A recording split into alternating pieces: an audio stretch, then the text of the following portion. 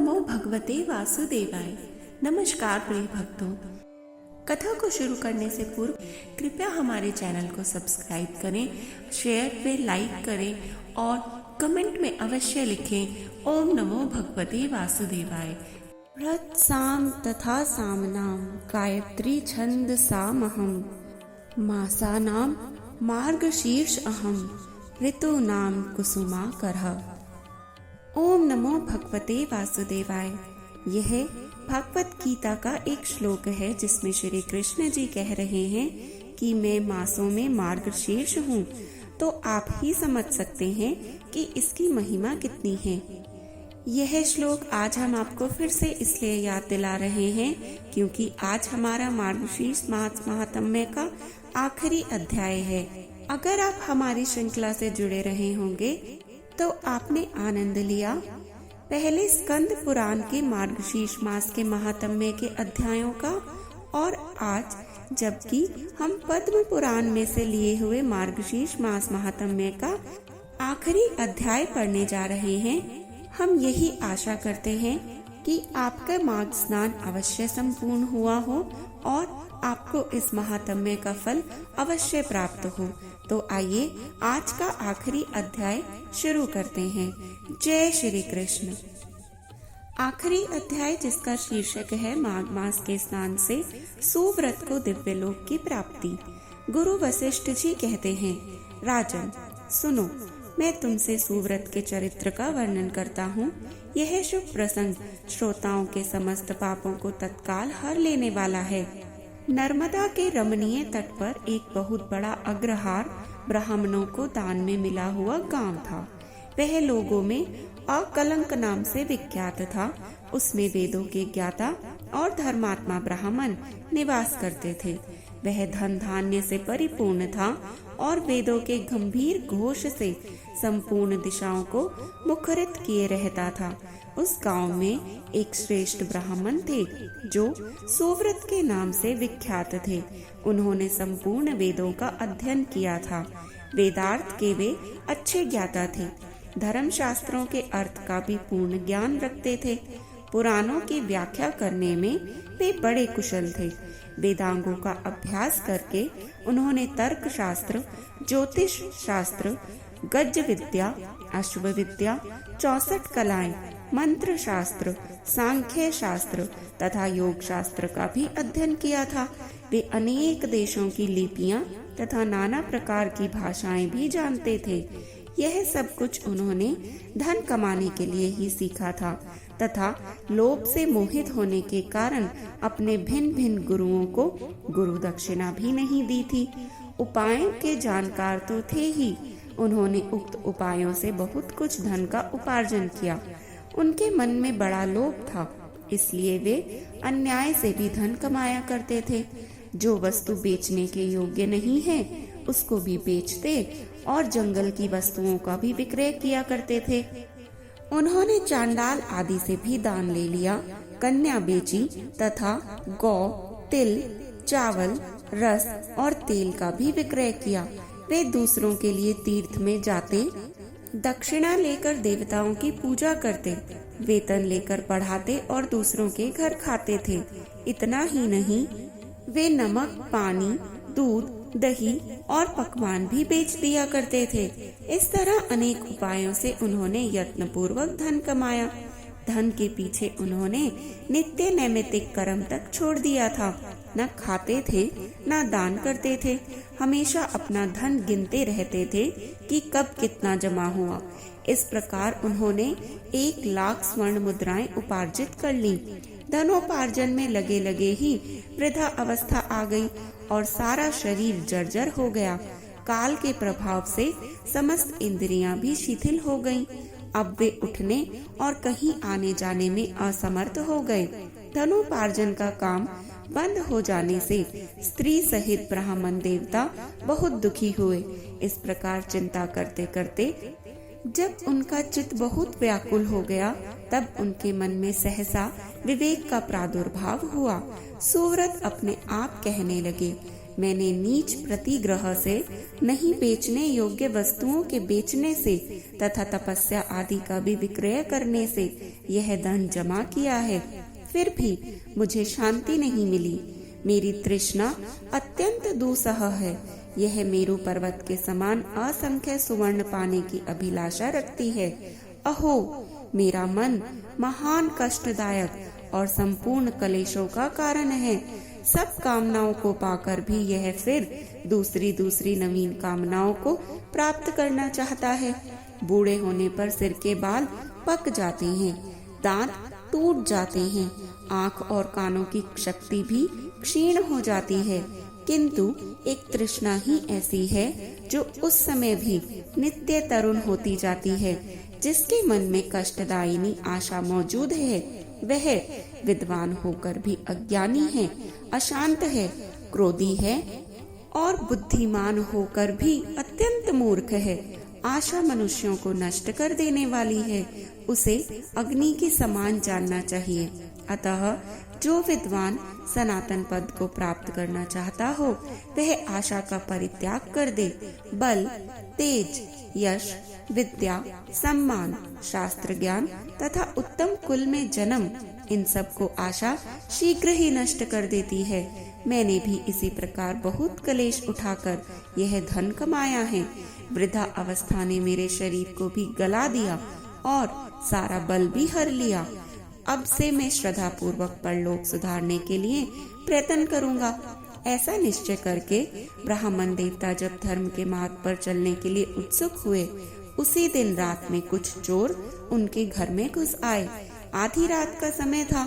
आतताई चोरों ने ब्राह्मणों को खूब कसकर बांध दिया और सारा धन लेकर चंपत हुए। चोरों के द्वारा धन छिन जाने पर ब्राह्मण अत्यंत दारुण विलाप करने लगा। हाय, मेरा धन कमाना धर्म, भोग अथवा मोक्ष किसी भी काम में नहीं आया। न तो मैंने उसे भोगा और न दान ही किया, फिर किस लिए धन का उपार्जन किया।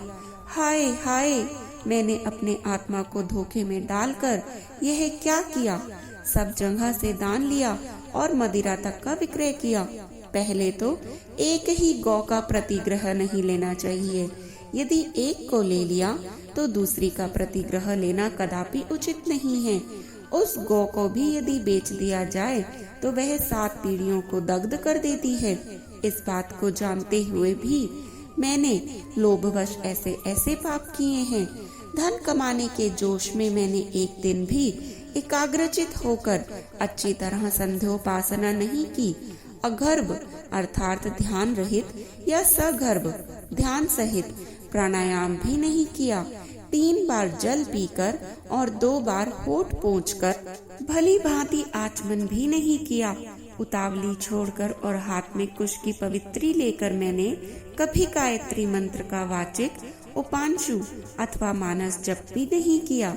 जीवों का बंधन छुड़ाने वाली महादेव जी की आराधना भी नहीं की।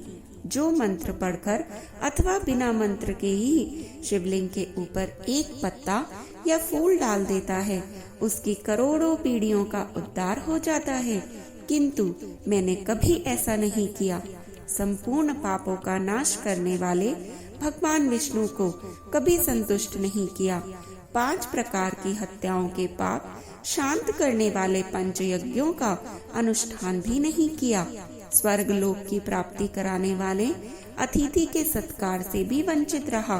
सन्यासी का सत्कार करके उसे अन्न की भिक्षा नहीं दी। ब्रह्मचारी को विधि पूर्वक अतिथि के योग्य भोजन नहीं दिया। मैंने ब्राह्मणों को भांति भांति के सुंदर एवं महीन वस्त्र नहीं अर्पण किए। सब पापों का नाश करने के लिए प्रज्वलित अग्नि में घी से भीगे हुए मंत्रपूत तिलों का हवन भी नहीं किया। श्री सूक्त, पावमनी ऋचा, मंडल ब्राह्मण, पुरुष सूक्त और परम पवित्र शतरुद्रीय मंत्र का जप नहीं किया। पीपल के वृक्ष का सेवन नहीं किया। अर्क त्रयोदशी का व्रत भी त्याग दिया। वह भी यदि रात को अथवा शुक्रवार के दिन पड़े तो तत्काल सब पापों को हरने वाली है, किंतु मैंने उसकी भी उपेक्षा कर दी। ठंडी छाया वाले सघन वृक्ष का पौधा नहीं लगाया। सुंदर शैया और मुलायम गद्दे का दान नहीं किया। पंखा, छतरी, पान तथा मुख को सुगंधित करने वाली और कोई वस्तु भी ब्राह्मण को दान नहीं दी। नित्य श्राद्ध, भूत बलि अथा अतिथि पूजा भी नहीं की। उपयुक्त उत्तम वस्तुओं को जो लोग दान करते हैं वे पुण्य के भागी मनुष्य यमलोक में यमराज को, यमदूतों को और यमलोक की यातनाओं को नहीं देखते। किंतु मैंने यह भी नहीं किया, गौओं को ग्रास नहीं दिया, उनके शरीर को कभी नहीं खुजलाया। कीचड़ में फंसी हुई गौ को जो गोलोक में सुख देने वाली होती है मैंने कभी नहीं निकाला। याचकों को उनकी मुंह मांगी वस्तुएं देकर कभी संतुष्ट नहीं किया। भगवान विष्णु की पूजा के लिए कभी तुलसी का वृक्ष नहीं लगाया। शालिग्राम शिला के तीर्थभूत चरणामृत को तो कभी नहीं पिया और न मस्तक पर ही चढ़ाया। एक भी पुण्यमयी एकादशी तिथि को उपवास नहीं किया। शिवलोक प्रदान करने वाले शिवरात्रि का व्रत भी नहीं किया। वेद, शास्त्र, धन, स्त्री, पुत्र, खेत और अटारी आदि वस्तुएं इस लोक से जाते समय मेरे साथ नहीं जाएंगी। अब तो मैं बिल्कुल असमर्थ हो गया, अतः कोई उद्योग भी नहीं कर सकूंगा। क्या करूं, कहाँ जाऊं? हाय, मुझ पर बड़ा भारी कष्ट आ पड़ा है। मेरे पास परलोक का राह खर्च भी नहीं है। इस प्रकार व्याकुल चित्त होकर सुव्रत ने मन ही मन विचार किया। अहो, मेरी समझ में आ गया। अरे मेरी समझ में आ गया। मैं धन कमाने के लिए उत्तम देश कश्मीर को जा रहा था। मार्ग में भागीरथी गंगा के तट पर मुझे कुछ ब्राह्मण दिखाई दिए जो वेदों के पारगामी विद्वान थे। वे प्रातः काल माघ स्नान करके बैठे थे। वहाँ किसी पौराणिक विद्वान ने उस समय यह आधा श्लोक कहा था। माघे निमग्नः सलिले सुशिते विमुक्त पापा स्त्रीदिवं प्रयान्ति। अर्थात माघ मास में शीतल जल के भीतर डुबकी लगाने वाले मनुष्य पाप मुक्त होकर स्वर्गलोक में जाते हैं। पुराण में से मैंने इस श्लोक को सुना है। यह बहुत ही प्रामाणिक है, अतः इसके अनुसार मुझे माघ का स्नान करना ही चाहिए। मन ही मन ऐसा निश्चय करके सुवर्त ने अपने मन को सुस्थिर किया और 9 दिनों तक नर्मदा के जल में माघ मास का स्नान किया। उसके बाद उसके शरीर में स्नान करने की भी शक्ति नहीं रह गई। वह 10वें दिन किसी दिन नर्मदा जी में गए और विधि पूर्वक स्नान करके तट पर आए।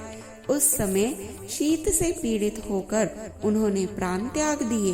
उसी समय मेरुगिरी के समान तेजस्वी विमान आया और माघ स्नान के प्रभाव से सुव्रत उस पर आरूढ़ होकर स्वर्गलोक को चले गए। वहाँ 1 मनवंतर तक निवास करके वे पुनः इस पृथ्वी पर ब्राह्मण हुए। फिर प्रयाग में माघ स्नान करके उन्होंने ब्रह्मलोक प्राप्त किया। पद्म पुराण अंतर्गत माघ मास महात्म्य संपूर्ण।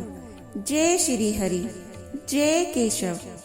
पौष मास में प्रतिदिन पद्म पुराण के अध्यायों के वर्णन के लिए कृपया हमारे चैनल के साथ जुड़े रहें और कमेंट और लाइक अपने आशीर्वाद स्वरूप हम पर बरसाते रहें और आपके कमेंट हमें बहुत प्रोत्साहित करते हैं, तो कृपया हम पर यह कृपा भी अवश्य बरसाएं और सदा जपते रहें हर हर महादेव।